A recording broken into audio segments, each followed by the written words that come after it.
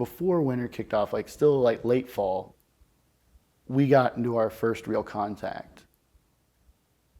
We went to Wilson and picked up Captain Missouri and Lieutenant Christmas. I want to say we were going back out to Fob Gecko for another meeting with them.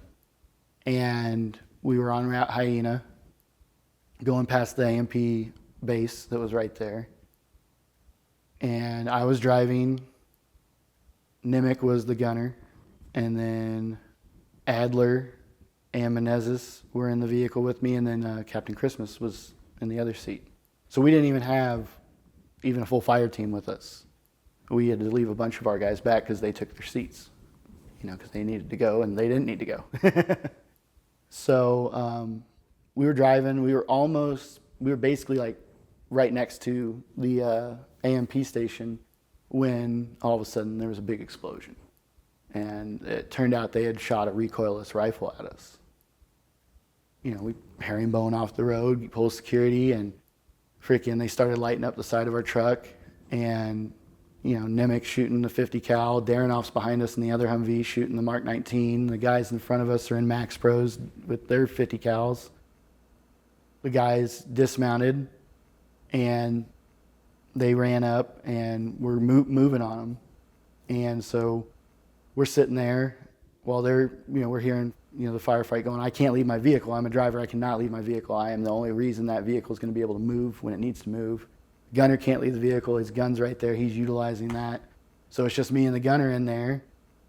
Captain Christmas came back Captain Missouri came back, and his radio wasn't working. So he's using my radio. And he looks back at the vehicle where we got hit, and he said, hey, you have a flat tire. And I said, okay, sir, cool. I don't know what you want me to do about that, but good to know. I will take care of that when we get back. He gets finished up with the radio and leaves, and our platoon sergeant, Sergeant First Class Miranda, comes over and he goes, hey, change that tire. We need to change that tire real quick. I'm like, okay.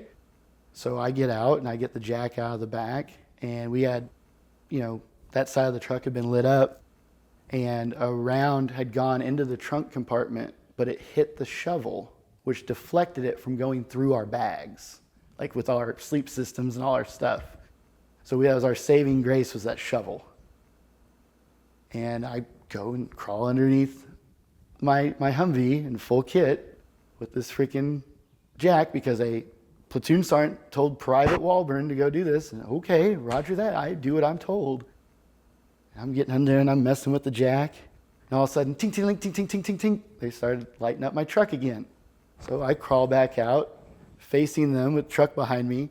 The Mark 19 and the 50 cal are all shooting on one spot. So I'm like, that's where we're shooting. Okay, so I started shooting back. And Doc Carter's like, get behind cover, idiot. So, okay. So I get behind the truck, and that kind of subsides. And we decided maybe I shouldn't change the tire right now. So I got the jack and threw it back in the truck. Get back in, the guys come back, and they're telling us about all the stuff they had gotten into. And my squad leader sits down in the TC seat, and I look over at him, grinning ear to ear, and he's like, what the hell are you smiling about? I was like, I got my CIB. What the hell you mean you got your CIB? I was like, I got shot at when I was outside the truck, and I shot back. I got my CIB.